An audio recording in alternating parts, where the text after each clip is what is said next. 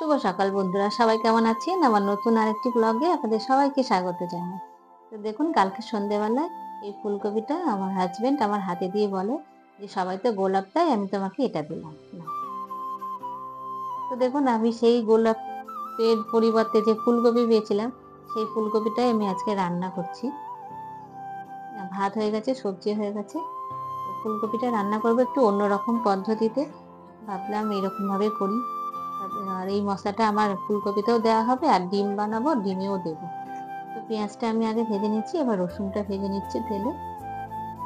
তারপরে এই রসুন আর পেঁয়াজ আমি একসঙ্গে পেস্ট করব। তো তারপরে আমি রসুনটা ভাজা হয়ে গেলে আমি আলুটা ভেজে নেব। একটু বেশ ফুলকপি আলু তো একটু লাল করে ভেজে নিলে দেখতেও ভালো লাগবে, আর অর্ধেকটা যেন সেদ্ধ হয়ে যাবে। তো সেইভাবেই করবো, লালভাবে ভেজে নেব। আর ওইদিকে আমি পেঁয়াজ আর রসুনটা পেস্ট করে নিচ্ছি। এটাকে একটু দিয়ে রাখবো, তারপর ওটা আমি পেস্ট করে নেব। তো দেখুন, আমার এইগুলো সব পেস্ট হয়ে গেছে। গুঁড়ো মশলাটা আর এই আদা রসুন আদা আর কাঁচা লঙ্কা যেটা পেস্ট করেছিলাম তার জলটা রেখেছি, মশলার সঙ্গে একসঙ্গে মাখিয়ে দিয়ে দেবো। তো আমি একে একে এই মশলাগুলো সব দিয়ে দিচ্ছি। আবার নুন আর তো এইভাবে না আমি চিকেনও রান্না করি, জানেন। পেঁয়াজ, ক্যাপসিকাম, তারপরে টমেটো সব একসঙ্গে একটু নেড়ে নিয়ে তেলে পেস্ট করে নিয়ে আমি এইভাবে চিকেনও রান্না করি। আজকে ফুলকপি করছি এভাবে, দেখি কীরকম লাগে। নিশ্চয়ই ভালো লাগবে খেতে।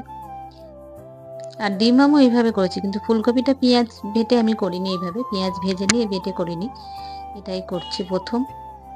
আর রান্না তো ধরুন শিল্প, নিজের মাথা খাটিয়ে যে যেভাবে রান্না করবে একটু ভালো করে, তাতেই টেস্ট হবে। সব মশলা দিয়ে দিচ্ছি, ওই জলটাও দিয়ে দিচ্ছি, এবার নেড়ে নিচ্ছি। এবার ফুলকপিটা আর এই আলুটা দিয়ে দেবো ওর মধ্যে। বেশি কষাতে লাগবে না, কারণ সবই তো ভাজা মশলা বাটা। তো আমি এবার ফুলকপিটা দিয়ে দিচ্ছি। আর এখনকার ফুলকপি তো ধরুন বীজ দেওয়া, তো সেই জন্য আমি একটু ফুলকপিটাকে গরম জলে বেশ নুন আর হলুদ দিয়ে আমি অনেকক্ষণ ধরে গরম জলে ফুটিয়ে নিয়েছিলাম। তারপর জলটা ফেলে দিয়ে এটা রান্না করছি।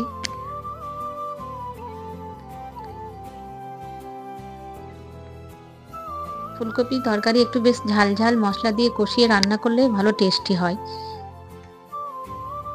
মাংসর মতন করে রান্নাও করা যায়। তো আর বাঁধাকপি তো এরকম রান্না করলে সেটাই টেস্ট হয়, যেভাবেই রান্না করা হোক। এবার আমি ভাজা মশলাটার অর্ধেক দিয়ে দেবো। তো দেখুন, আমার ওটাও হয়ে গেছে। আমি একটু ছাদে গেছিলাম, তো সেই জন্য আর সম্পূর্ণটা দেখানো হয়নি। এবার এই যে ডিমটাও করে নিয়েছি, ডিমটা করে আমি রান্নাঘরটা মুছে নেব। আর ওইদিকে দেখুন, মিটার নিতে এসেছে, মিটার দেখতে এসেছে।